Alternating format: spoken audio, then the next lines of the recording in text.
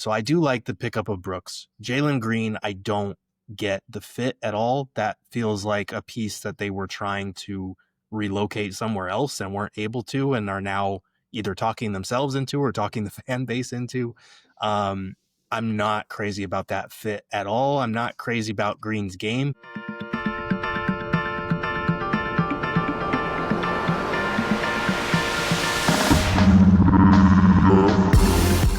Hello and welcome back to the Daily Basketball Recap Podcast, Season Recap Edition. I am Max Kirschblum, filling in for Shlomo Stark, who is not able to make it today. But, Levy, we got a big one today. This is big because what people don't realize is just how things work out. We had always planned for this to be the Phoenix Suns recap, the season recap. And we planned and we were beyond excited to have the following guest on. And then it just so happens it's the day after Kevin Durant gets traded. So we now get the honor of having Gerald Bourguet. Gerald, thank you so much for coming on. Absolutely. Thanks for having me on. We've been trying to make this happen for a while now, but the timing just wound up working out perfectly with the KD trade. So glad to be on. It always works out the way it's supposed to. And before we get into any basketball, first things first, how's the baby? Baby's doing well. You may see me periodically muting my mic when I'm not speaking, and that is because we have a crying baby and a crying puppy both in this house. I say puppy, but he's 11 years old and just doesn't know better. So, but Amazing. the baby's doing well. Fatherhood is a lot of fun. It's been the best thing that's happened to me, and I got to cover a Suns finals run a few years ago, and by far this is the most fun I've ever had. So I'm enjoying it. Amazing.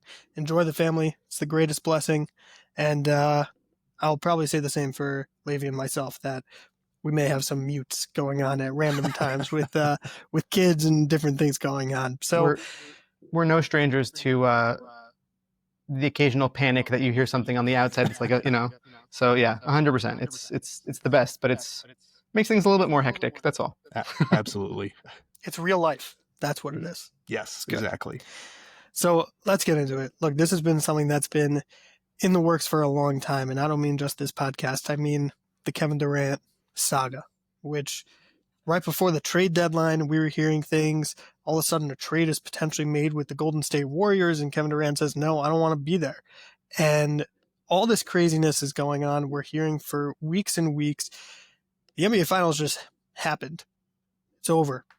The Thunder are the champions. And we find ourselves talking about Kevin Durant and the Phoenix Suns and the Houston Rockets. But it's a huge deal. It's a big trade. And we're going to put on the screen of what was involved in the trade. We have Kevin Durant going to the Houston Rockets for Dillon Brooks, Jalen Green, the number 10 overall pick, and 5 second-round picks. So before any of us, we need the expert. Gerald, what happened here? How did this happen? How did it all come about? And I saw you just put out an article on the fit with Jalen Green, and we're going to get into that.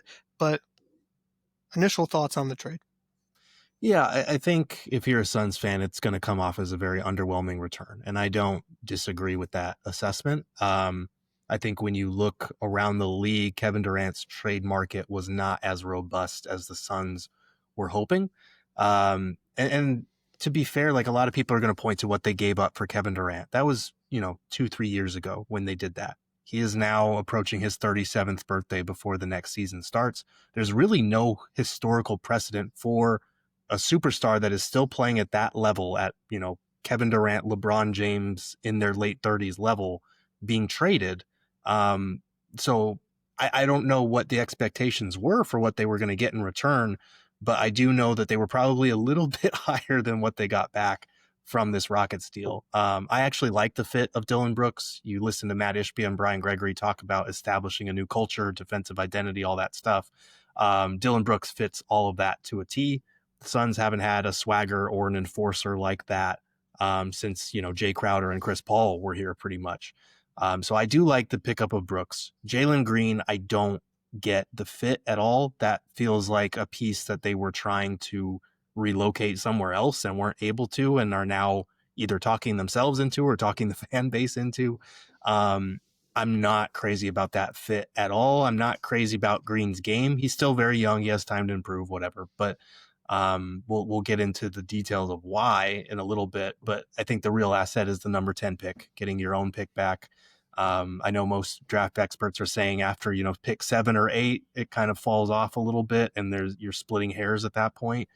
I do think the Suns cannot be picky given their draft capital situation, given how few of their own picks they own moving forward outright. And I think there are some decent contributors either on the wing or at center where they could find someone who can help them on a cost-effective salary. So not getting more of your own picks back if you're not going to get one of like Jabari Smith or Tari Eason or Reed Shepherd, that's kind of hard to swallow. But at the same time, I've been hearing some rumblings that those 5 second-round picks that they got were for a reason, and they're planning on using those in some way. I don't know how much value they have. I don't know how many you're going to have to package to make that work. But that is something to keep in mind for a team that did not have a ton of draft capital, kind of replenishing their stores a little bit. So even though they're second-round picks, you have a couple of sweeteners to throw in potential deals moving forward. Not an exciting move. Anytime you're going to trade a guy like Kevin Durant, you're going to be a loser in that deal, most likely, especially since he's coming up on 37. And I think for the Suns, you're closing the chapter on a period that should have been more fulfilling, that should have led to more success. So it was going to be a loss to admit defeat no matter what you got in return. Maybe any thoughts? I just think the whole entire outcome of this whole situation is so fascinating. Mm-hmm. I actually had with the co-host that's not here right now a very long discussion about kind of hedging your bets and placing your hope into Jalen Green in regards to this trade. Mm-hmm. Whereas I'm somebody who's a little bit more conservative in my approach to these kinds of things. So I would be like, okay, if you were able to manage to get the Spurs to pitch in 2 players that what they are, they don't have that superstar's potential, but they're, that they can bring 15 points a night and that's it. Who knows? But my question for you is, I've been hearing that now they're contemplating just kind of keeping Jalen Green. Mm-hmm. Do you think that can allow them to kind of maybe unlock a certain kind of offense with Devin Booker that can be a little bit faster, that can help them, like they can play a little bit smaller, maybe even you really can turn into something more optimal for them in a sense? Yeah, I think that's kind of what you're banking on. I did have, to confirm what you're saying, I did have multiple Suns sources tell me that the Suns are keeping Jalen Green. They believe in the backcourt fit of Green and Booker. I personally don't see it. Could just be posturing, the source game this time of year, how that goes. But I think Green can help them play faster. He can get downhill, which is something that the Suns have struggled with. That was something that Bradley Beal was supposed to bring, but a lot of time he's, spacing off the ball, attacking on the second side, and they didn't really tap into his leverage as a downhill creator as much as they needed to. I think Green can help with that. He ranks very well in terms of how often he is driving to the rim. He does not rank very well in terms of how often he is finishing at the rim and how often he is assisting on those drives. So that's kind of the juxtaposition there. That's difficult because he does bring some things to the table. He's a demon in transition. Like, that guy has unbelievable speed, athleticism. These are traits that the Suns have been sorely lacking outside of like Ryan Dunn for the last year or two. They need to get younger. They need to get faster. And I think Green addresses those things. Whether he's actually a good player is another thing that's up for debate. I think you don't fall backward into being a starter for 82 games on the 2 seed in the West. And I think that's important to know. I also think that he was probably miscast by necessity in terms of his offensive role in Houston as a number 1 guy. And in Phoenix, that will not be the case. The question is, okay, if Devin Booker, if you want to optimize him and put him back at shooting guard more, Jalen Green's not the backcourt partner who's going to be, handling the rock or should be handling the rock over him. Booker's a better playmaker. He's a better ball handler, all of that. He's a better pull-up threat with the ball in his hands. But if you're playing Jalen Green off the ball, is he going to be able to be that guy? He ranked in the 0th percentile in spot up frequency last year. So like, this is a guy that had the ball in his hands at an extremely high usage rate, but he did shoot well on catch and shoots. I think it was like 41%. So he has spot up ability. The question is, how are they going to leverage that? Can they leverage his speed into more cutting, which is something Jordan Ott talked about? There's a lot of things that they can tap into skill wise, but it's going to require Jalen Green to fundamentally change the way that he approaches the game in a very different role in Phoenix than what the Rockets needed from him. Gerald, you'll tell me if I'm reading this wrong. I guess I'm on Shlomo's side, which is that I like Jalen Green. I like the idea of him playing with the Suns and specifically learning from Devin Booker. He's spent 4 years in the league. He's averaging over 20 points a game for his career. He's young, he's athletic, he's got a lot of skills, and hasn't had a single vet to really show him, hey, this is how you play with this type of skill set, right? I had a whole discussion with Levy probably a month or two ago on my whole thing on Fred VanVleet, and I don't get it. I don't get the draw. But he's also not the guy that's going to be able to teach Jalen Green as a 6-foot, undersized guard how to play and how to play make. Devin Booker has become an even better playmaker as the years have gone on. He's always had that skill, but it's developed even more. And when he can show Jalen Green, hey, this is how you do it, this is what you need to do, it seems like Devin Booker can be that vet. And it also seems like this team is, as you said, kind of transitioning out of that we're going to contend role and kind of let's try and rebuild for a little bit. Let's spend a year or two kind of molding Jalen Green into this type of guy that we can see.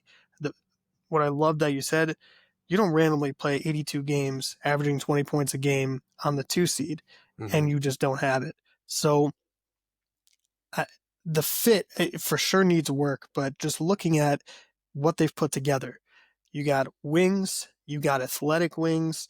Ryan Dunn has looked really good. You got him, you got Bradley Beal, you got, which we'll get into in a second, Devin Booker, Jalen Green. You got a plethora of these like athletic, young, exciting wings, and now you build around them. That to me sounds like a recipe for success in terms of rebuilding.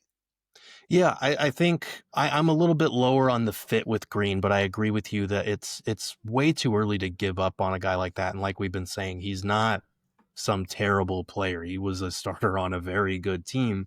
And I think in the playoffs, you saw maybe some of the pitfalls of the offensive role that the Rockets needed him to occupy, which is unrelenting gunner. Like, let's be honest, like they needed him to get up shots. And this is a guy that over the last few years of his career has never seen a step back three that he did not like.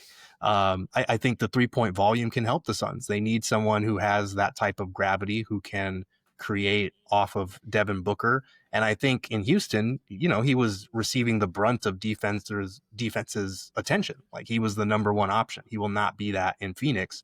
And I think he can capitalize on maybe some lesser matchups in that way with the Suns.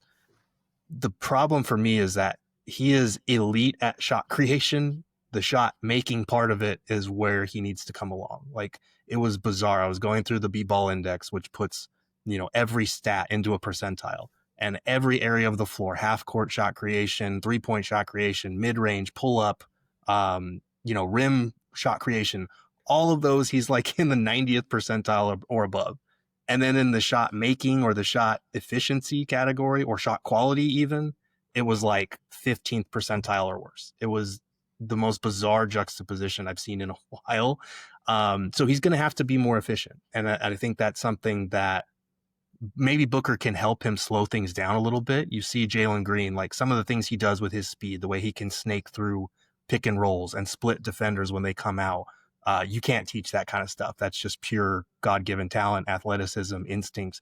But it can also get him into trouble a little bit when he's going too fast. Some of his turnovers, you see him get into a crowd, kind of have that tunnel vision because he's not great at driving and kicking or driving and finding the open man.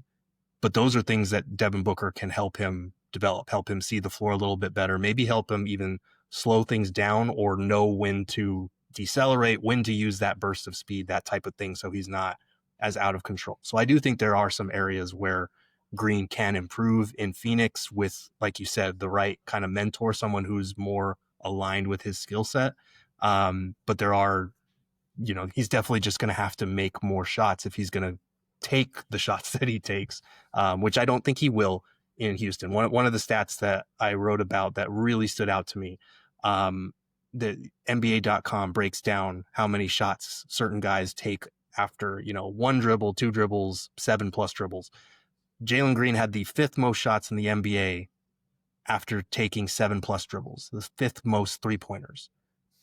And the guys ahead of him were like Steph Curry, Ant, Trae Young, like guys that you want taking those shots, not necessarily Jalen Green.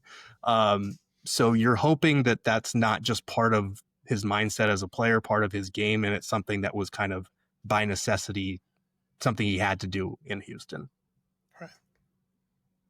Yeah, I feel like it's exactly on the nose, just as far as Ime Udoka kind of has a very interesting philosophy towards his offensive approach, right? You see it also with Fred VanVleet. I mean, Thompson, also it's more of one of those free-flowing kind of innovative offenses, kind of give it to the players, player empowerment kind of thing. And I feel like having to answer to Devin Booker potentially is the right opportunity for him to say, okay, I'm going to have to, really, really facilitate more of a growth potential here than just chucking up everything that I have. Yeah, absolutely. Don't get me started on Fred VanVleet being his mentor. Yeah. His shot percentages, it's just crazy. Like you were talking before, you've never seen a step back 3 that he wouldn't take. Who does that remind you of? It's like when I look at this guy, there are times that in the clutch and different things like that, he looks great, but his shot selection and the way that he approaches it, it never made sense to me. But yeah, no, it's a very big question mark, and I think the Jordan Ott of it all is another angle that we just don't know how that's going to pan out for a first-year head coach. He said a lot of great things at his intro presser about wanting to play faster while acknowledging that every team says they want to play faster. Talking about how in Cleveland they really leaned into the cutting and it paid dividends for them on the offensive end. Jalen Green is a guy that can help there, only ranked in the 55th percentile last year in terms of his volume of cuts per 75 possessions. But if he's playing more off the ball with the speed that he has, the athleticism that he has, and the ability to elevate over people, I think you can lean into that as one of the guys that you want to be in constant motion, whether he's spotting up or whether he's 45 cutting or whatever it might be. So it'll be interesting to see how Ott both uses him on the court and whether he can kind of reach him and develop that relationship to tweak some of the more erratic parts of his game. Yeah. And I think the number one question now is, now what? In terms of not just Jalen Green, but what is the Suns team doing now? You got a Bradley Beal question, you got draft pick questions, you got other trade questions, you got so much going on. What are you hearing around the league, around your sources of what's coming up next for the Suns? What are they looking for, and what is going on with Bradley Beal? Yeah, it's a great question. I think the writing has been on the wall for Bradley Beal for a while now, going all the way back to when they, moved him to the bench. It was a pretty clear move to, not just because it wasn't working out with him in the starting lineup, but potentially to get him to start thinking about, okay, what does my future in Phoenix really look like? Because if I'm coming off the bench and I'm making this amount of money, I've never come off the bench in my NBA career. That's I'm sure Brad took that pretty personally, especially coming from a coach who was pretty much an unmitigated train wreck here in Phoenix with Mike Budenholzer. So I think looking towards the summer, the writing has been on the wall. It's been in invisible ink. I think it's starting to become a lot more visible now that, whether it's through an unlikely trade, which again, I'm not putting my eggs in that basket, or a buyout and you waive and stretch his contract.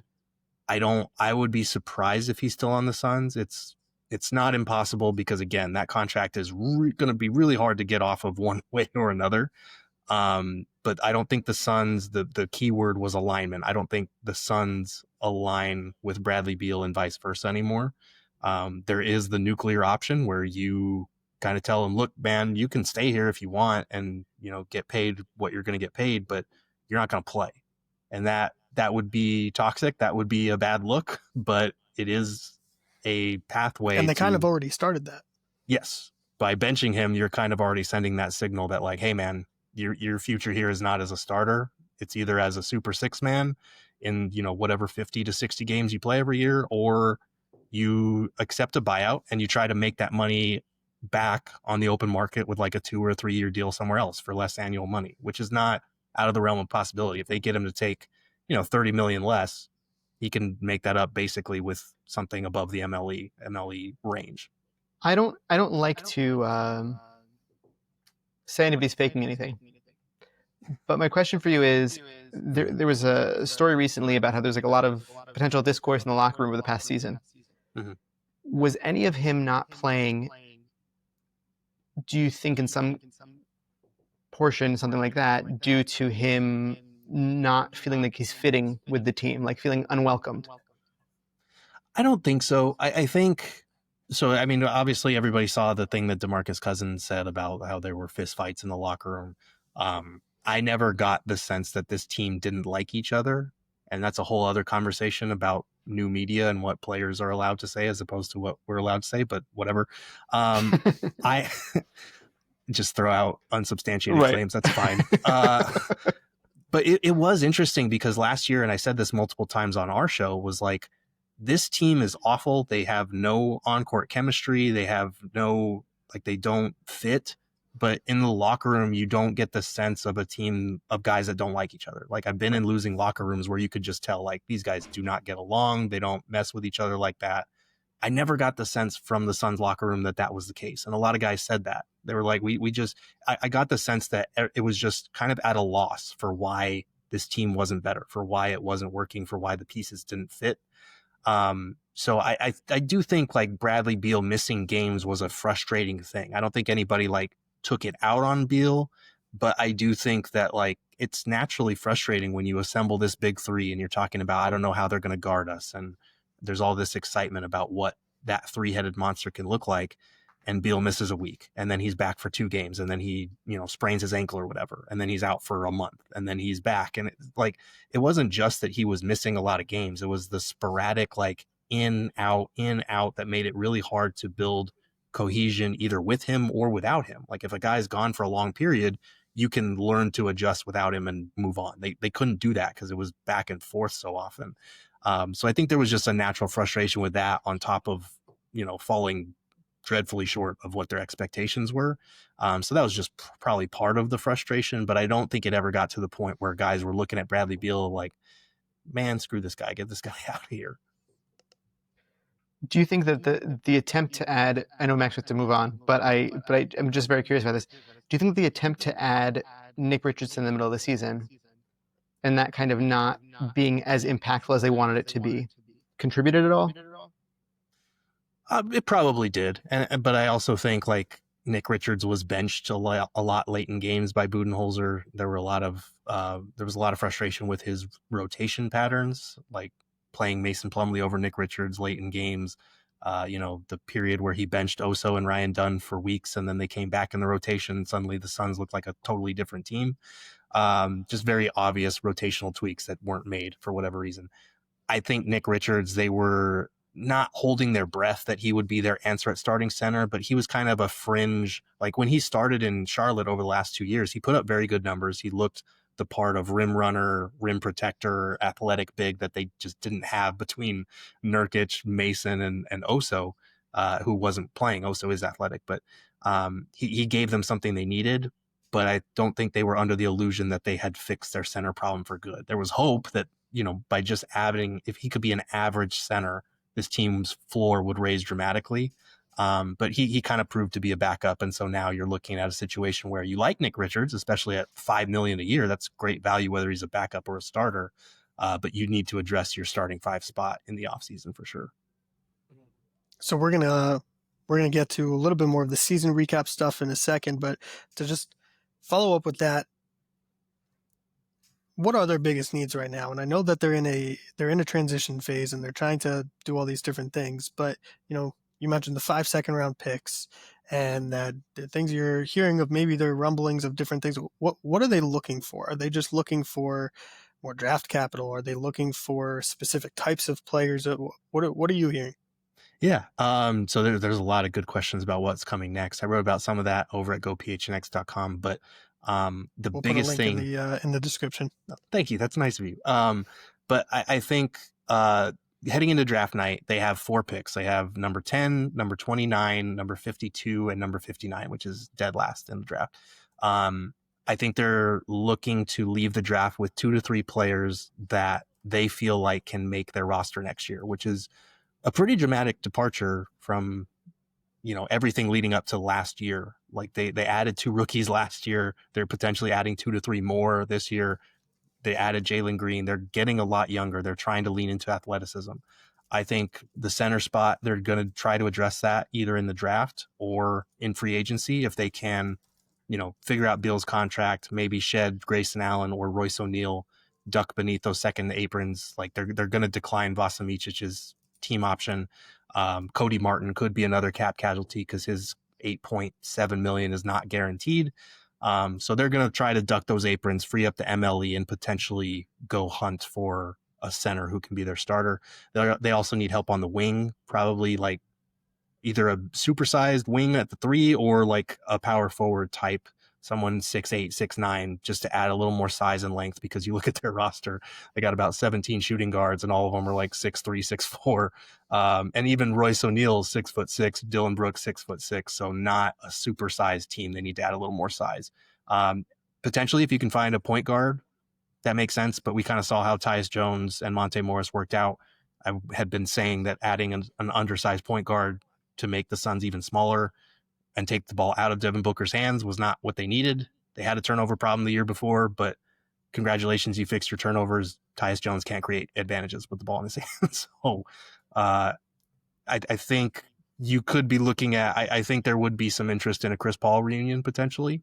Someone like that who necessarily doesn't have to start, but could come in and fill that role that he's filled for you before, because it was very apparent, Devin Booker and Kevin Durant lead in their own ways, but this team needed kind of an on-court floor general, someone to whip everybody into shape, and we know Chris Paul is capable of doing that.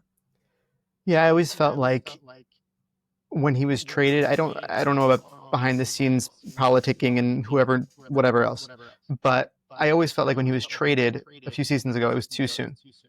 Like the pairing of Devin Booker and Chris Paul it became so classic and such a natural fit. And I feel like so much of Chris Paul's game also translated over into the development of Devin Booker. It was such a productive thing to add to his game. That I feel like a reunion would be very fitting. Can you imagine CP3 with Jalen Green? Oh my God. He might kill him, fantastic. Actually. I feel like he might kill him. But one more question that I would have for you just in regards to this, and I don't know, tell me again if you can't talk about this at all, but what would you think about potentially kind of going a different way and using the draft more for like a rookie point guard kind of thing?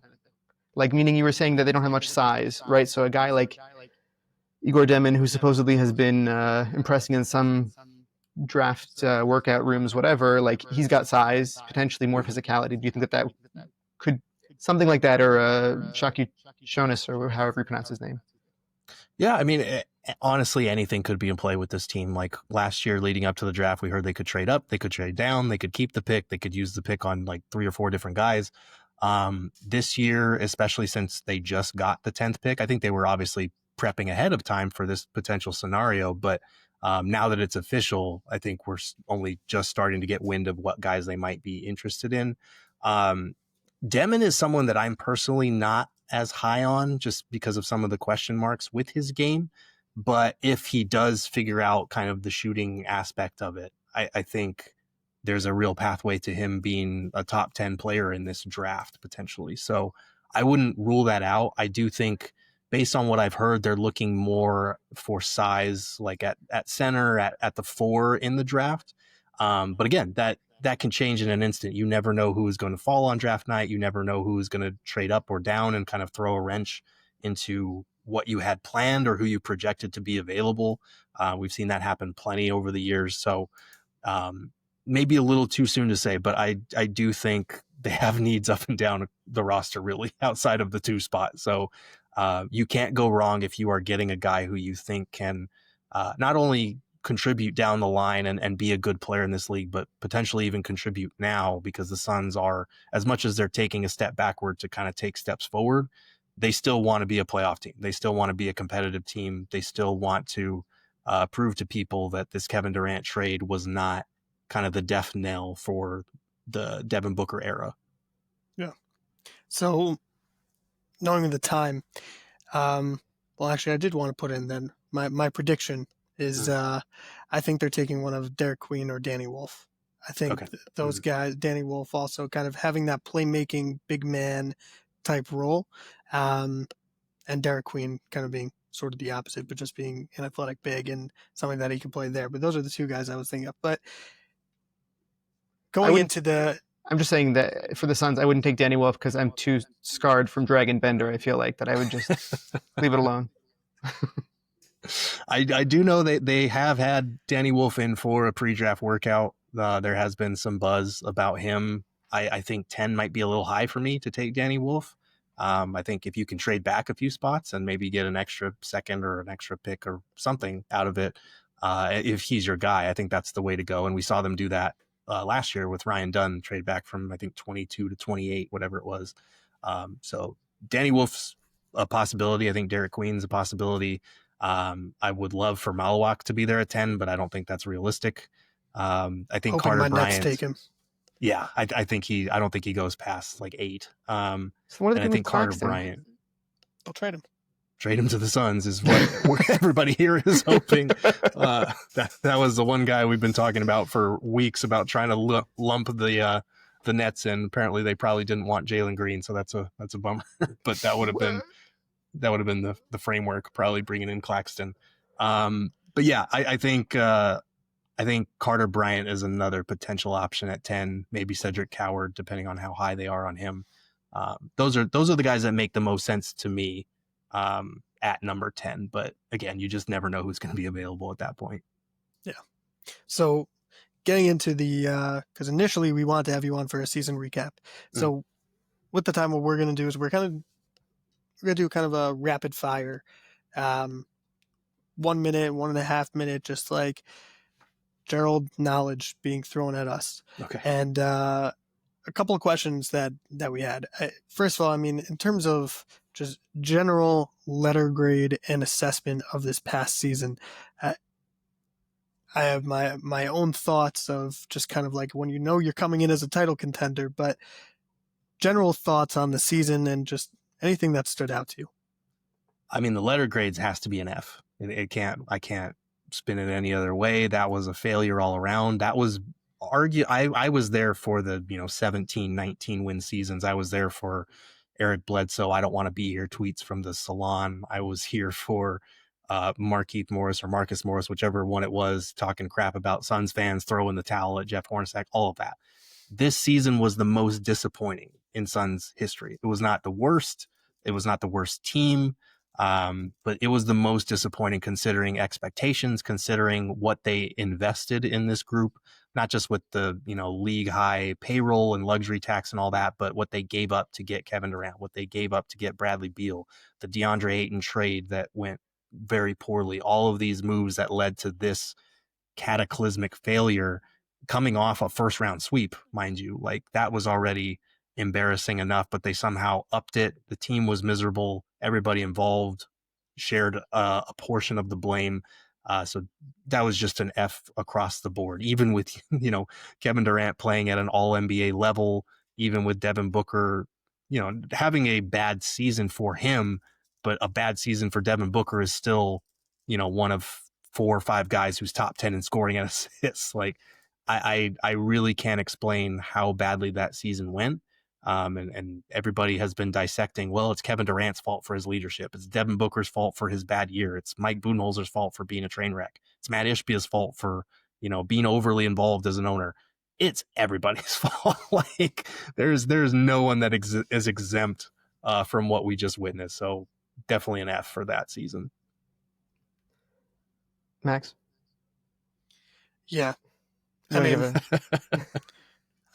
I don't know how you could give it any other letter. It's you come in trying to win a championship and you don't make the playoffs.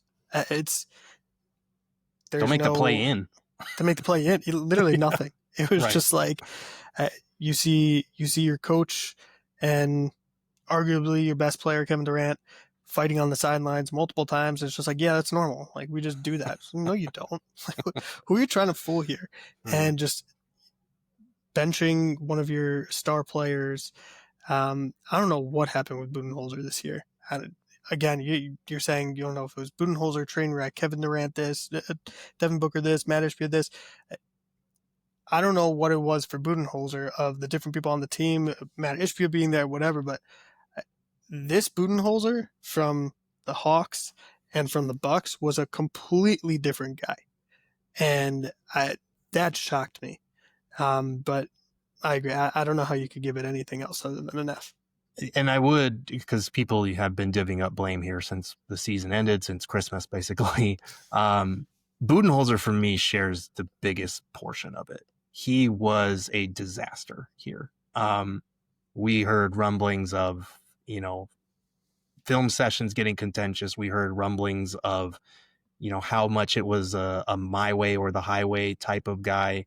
And you can't do that on a team that has Devin Booker and Kevin Durant. He was brought in here to bring accountability, but there's a difference between holding players accountable and being a jerk that nobody likes. Like, that is difficult to work with. That's not conducive to a winning environment. And there's a lot of reasons beyond on-court stuff that they got rid of him for. But the on-court reasons were more than enough to get rid of him. So I'll hurry it up. I would give it, I know you guys both said F, I would give it a D, and solely for the reason that I want to reward Matt Ishbia's attempt at creativity. That's all. Yeah. I mean, That's also, fair. Kevin Durant played good basketball through most of it, at least. So I tried. They'll always have like the 8-1 start or whatever it was. Right. Like, okay, this team is going to be legit. It was. And when I was looking, they had a 10-5 January. Like they started to pick things up, and then, yeah. Yep. I think the next hope is to just try to recreate that 3-guard, lineup with Isaiah Thomas and Eric Bledsoe and Goran Dragic, and with these guys and just see what happens. Yep. Okay, so I wanted to ask, what would be if you had something that to your core you innately believed within the next 2 years as a prediction for this Phoenix Suns team that you knew to your core, but you didn't, it's too much of a hot take that you didn't want to really say it out loud. What? But we made you say it, right? Yeah. it's you have no choice though. You're compelled. Sure. What would you think? I don't think their situation is as dire as people think, but I do think the next 1 to 2 years could make it dire, if that makes sense. Like, I think a lot of people are talking about, Houston owns their future. They're going to be terrible for the foreseeable future. Like, get Devin Booker out of there. I get it. We do this with every star that's on a team that's, not meeting expectations, that's flailing the way the Suns did over the last year. Or there's also a small market as well. They do that recently. Yeah, they do. They do that quite a lot. But I don't think it's as impossible to retool around Book as people think. Like, he's 28, so he's not a spring chicken anymore, but he's also not like 33 years old. He's still very much in his prime, even coming off a down year. I think you reverting him back to that unquestioned number one option role instead of 1A or 1B with Kevin Durant, whatever you want to call it. I think that will help. I think surrounding him with athleticism and dogs and guys who will defend and play gritty will help. And I think, some of these contracts, like they didn't get as much out of Kevin Durant as they wanted. If they can find a way to get out of Bradley Beal, free up some cap space, maybe move some of these contracts like Grayson or Royce around for extra picks or younger players or whatever it might be, I don't think in 1 to 2 years you're necessarily going to be looking at a train wreck. You very well could be. Like the Jalen Green thing could be a disaster. Jordan Ott, if he's not the right guy at coach, because you've already failed in your last 2 coaching hires that you've gone through a year in and year out. If that happens, you could reach a point where Devin Booker looks around and like, man, I'm 30. I love Phoenix. I wanted to do it here. I still want to do it here, but realistically, I don't have faith anymore in this ownership and this front office getting it done.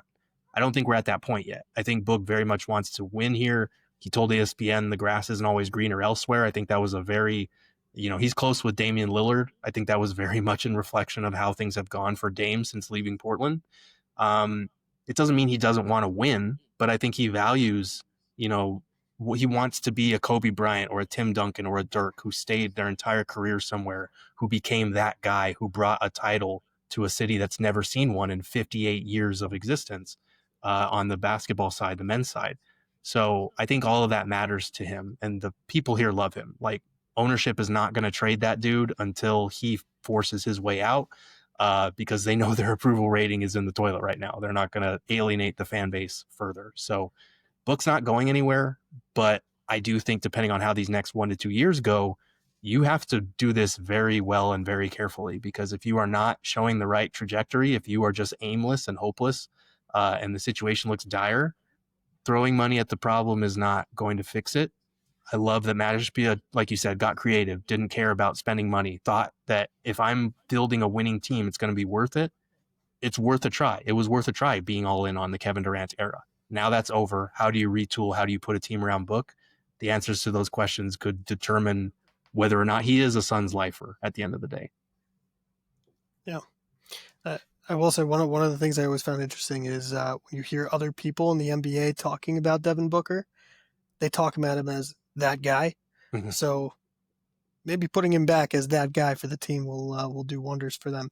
Last question is going to be hopefully a 10-15 seconder, and then I want to make sure that we can wrap up. Someone who follows his team all the time, someone who follows Devin Booker all the time. Where do you rank Devin Booker in the league? I had him top 10 before last season. I'm probably, there's just so much talent in the league right now, and Book had a bad year and the Suns had a bad year. I can't go higher than like top 20. And I think putting him back in that alpha role will put him back in top 15 again. This was a guy that was an MVP candidate, top 5 MVP candidate on a 64-win team a few years ago. You put the right pieces around him, he can very much be that guy. But last year he wasn't that guy, and they need that guy to return next year again. Yeah. Awesome. Gerald, this was awesome. Thank you so much. Perfect timing. And can you please tell the fans out there where they can find your stuff?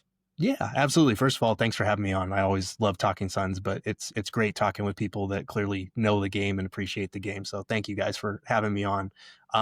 You can follow me on Twitter at Gerald Bourguet. You can check out my articles at gophnx.com. We're actually having a sale for diehard memberships. So a lot of my content is behind the paywall, but for like $3 a month, if you are a Suns fan, you can do that now and take advantage of the sale. And then we do 5 shows a week, PHNX Suns podcast. You can find us on YouTube, Spotify, Apple, anywhere you get your podcasts. Amazing. We'll make sure to put all those in the description, and when the video is up, we'll pop up on the video as well. Gerald, really, thank you so much. Enjoy the family. Enjoy this crazy time of Suns news, and we're looking forward to having you back on. Thank you, guys. I'm looking forward to it, too.